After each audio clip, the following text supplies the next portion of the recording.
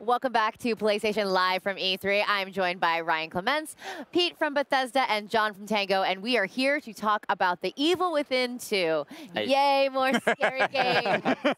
Okay, so Sebastian is back, so give us a little bit of a summary of what people can expect in this game. I mean, The Evil Within 2 starts not long after the events of the first game, and it's basically Sebastian at rock bottom.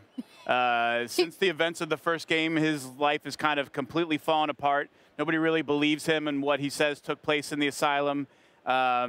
He's become an alcoholic, and he's basically at the bottom of the barrel. So if it wasn't bad enough that he had to go through everything in the first one, now it's like, how can we make it worse? Yeah, it's definitely worse. And that's really where you find Sebastian when Kidman, his old partner from the first game, comes back and says, the daughter that you thought was dead, that you had lost years ago, isn't dead. Mobius has her, they're using her, and you need to go in and find her and get her. And it's a redemption story. It's a chance for him to kind of pick himself up and use finding her to like start to rebuild his life and put himself back together. It's a lot of lighthearted material. Ryan, it's not that bad. You know, your standard go into a kind of quasi-virtual reality to find the daughter you thought was dead story. You know, lighthearted, nice, few chuckles. It'll be great. Nice family-friendly material. What are some of the lessons you guys and Tango learned from the first Evil Within that you feel like you're bringing in with the sequel? Well, one of the things we saw was we definitely wanted to have a game that focused more on characters, more on story. And we put a lot of effort this time. Sebastian is coming back. He's a much more relatable character, and you get to really journey with him from the beginning of the game to the end and see his evolution as a character. And like Pete said, it's a redemption story, so you really get the quality out of there. Yeah.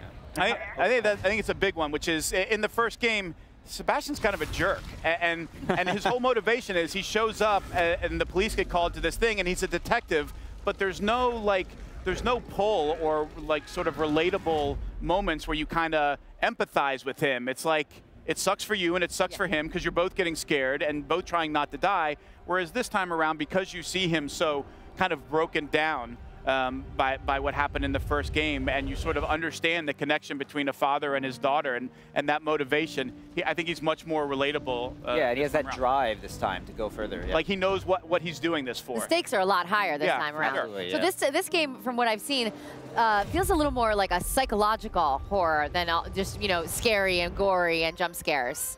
Seems a lot more psychological. For sure. I mean, John could probably speak to it, but it's always a blend. Yeah, there's definitely jump scares in there. There will be more, but like you said, I think especially what you see in the trailer and what you see in the gameplay, there is that psychological element that we sort of brought up a little bit in this one, and players will definitely see that when they play it. Yeah, like don't get the wrong idea. It's not like, not that there's anything wrong with Saw, but it's not like Saw the video game. It's not just nonstop blood and dismemberment and guts. Turns out there's a lot of ways to scare people and make it off-putting. And I think that's one of the interesting things about the game is, like, if you don't like being scared at all, well, there's no chance you should play The Evil Within 2 because you definitely will get scared. Thanks. We're just going to talk through it. Exactly.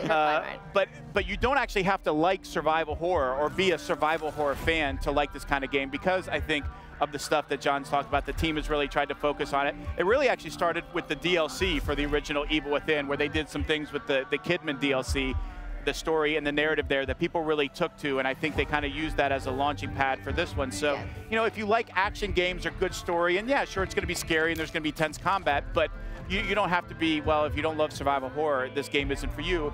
Although obviously that is the big audience that I think this will appeal to. If you like Shinji's work, if you like Tango's work, this is going to be right in your wheelhouse. There's a lot to unpack in what you just said, and one of those is, you know, the kind of mantra of survival horror, and that is the foundation, is the core of what The Evil Within is all about. And, you know, with the sequel, survival horror is known for a lot of things. I often think about, when I hear survival horror, I think about like resources, item management, you know, trying to get from one moment to the next and being smart about it when you're also scared out of your mind.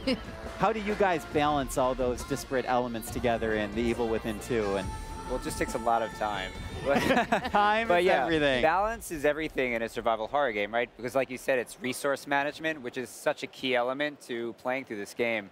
And in this one, that remains. You know, we didn't sacrifice that for sort of going through these big action pieces. It really is about exploring this world and finding anything that you can find and take, craft together to make it to the next area, to make it to the next step. And you know, it's tough. Yeah. What kind of weapons? I think the other thing that John and the team really focus on is that notion that a survival horror game can't just be terrifying nonstop, right? Like you put a player into that kind of environment, like after 2 hours, you're just desensitized to all of it. Like, yeah, okay, something just like it's all horrifying, it's all terrible, like whatever, I'm scared.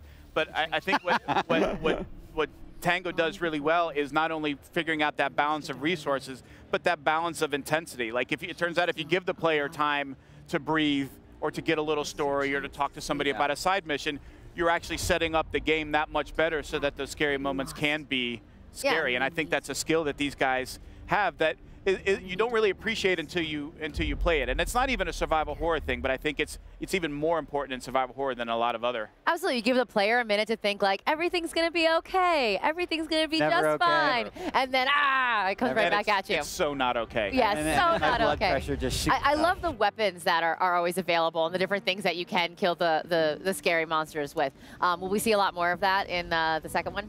Yeah, so obviously your standard, your shotgun, your handgun are back in full force, and you can see in our gameplay trailer that there is the crossbow from the original game returning. So it gives you an opportunity to sort of use that as a tactical weapon to take down enemies. But even the sneak aspect is in there, so you don't have to use guns to take down enemies. You can hide, you can sneak kill, take them out in one shot from behind. So there's lots of options available to you, especially to suit the playstyle that you like to play. Yeah. Good, there's stealth options. So that Good, so you can just hide. That makes me feel a little bit better. As the hiding scaredy cat, I'm glad you're catering. You can hide. Hiding scaredy cat mode is available. Okay, it's like normal, hard, but then if you go all the way to the top, it's hiding scaredy cat. Yeah. I know you guys probably get asked this a lot, but you know, I feel like there's a lot of cyclical elements to how the East and West do horror and how they kind of have learned from each other over time. I mean, with The Evil Within 2, it has sort of a Western feel, but it's deeply driven by sort of an Eastern and Japanese horror aesthetic. I mean, what is the direction like this time around? Is it following that path? Do you feel like there's more Western influences as well? Well, we never set out from the beginning and say, hey, let's make like a Western-themed horror game. I think it's because the team is obviously mostly Japanese. There is that sense of the Japanese horror in there, and I think that really comes out with the enemy design. Absolutely, no, absolutely. But some of the locations, we did get a lot of inspiration from some Western-themed places. Like the stage itself is a kind of American town, compared to the first game, which kind of had a maybe European influence. Right. This time we went in a little bit in that direction, but there are some things that we haven't shown which go into a completely different direction, which I'm sure you're more crazy horror that I can't stand. Yeah. Well, and how do you guys come up with new ways to scare people over and over? You know, because you know it's a sequel. We've already kind of seen like, oh no, he's going to jump out of here or there. So how do you guys, you know, brainstorm and come up with new ways to scare the pants off us? Maybe the most fun part of working with Tango on the Evil Within, and then now the Evil Within 2 is like team meetings where they're like, you know, like every dev that we meet with, the end of it is usually like, hey, we're going to show you some art or some screenshots or some concepts. And whenever we get to the creature stuff, the US end of that call is always like, what the hell is wrong with you guys? Like, who comes up with that? Like, what kind of nightmares are you having? Who are you? Yeah, it's unbelievable that like just we're happy with that. But that they just never tap the well completely dry. That there's always some god-awful monstrosity that somebody has come up with that is going to be shambling at you, running at you, screaming at you, whatever it is. There's always something to be afraid of. Yeah. Yes, absolutely. Why do you feel like horror just resonates with so many people? And of course, as this game and Bethesda indicates, it's cross-cultural, right? It's just like completely universal. There's something almost addictive about it. I don't know. I grew up watching horror movies. Like, I grew up on survival horror as a genre. So it was a weird feeling for me because you never wanted to play, but you wanted to play because you knew you were going to get scared. And there's that thrill of that. It's that fear of dying. Even though it is a game, it's like you really attach to the character and your progression. So it's, that intrinsic feeling of there's risk, but not really. It certainly is a genre that lends itself to like that little bit of an adrenaline rush almost, right? And one of the things that I think that you know I found a lot of in the Evil Within was how thrilling it can be and how tense it can be to run away. Like, when you have something that's chasing you and, like, I'm not going to shoot it. There's no weak points for me to take out. I don't have, like, some big chain gun to kill this. I just have to run away and not die. And you get to the end of that hallway, or you get away from that thing. You go crashing through a door, and you realize, like, oh, my God, I didn't die. Like, that was intense. And all you actually did was run away. Like, you didn't actually, like, damage it, do anything to it, outsmart it. You just ran. But, like, when you finish that moment, you have this, your pulse is going and your heart's beating like, wow, that was intense. Like, holy cow, and it's almost like a little bit of a drug. You're like, all right, okay. All right, I think I'm ready to do it again. And you get that feeling again, and sort of pacing those out, I think, is to John's point. Like, that's what's fun about horror in general, and with video games in specific, is that, like, doing very little can be such an intense experience and give you a feeling that you can't necessarily get in a shooter or an RPG or in other things the same way. Yeah, like in a game like this, probably the scariest thing is just like a closed door.